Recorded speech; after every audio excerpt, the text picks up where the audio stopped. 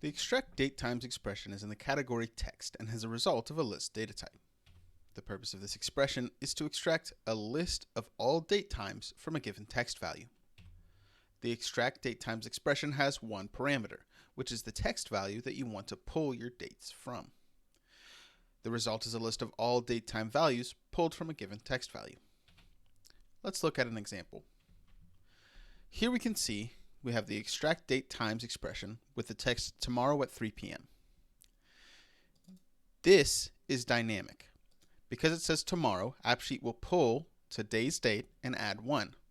And since today is the 5th of January, 2021, the result for tomorrow at 3 p.m. will be January 6th, 2021, 3 p.m.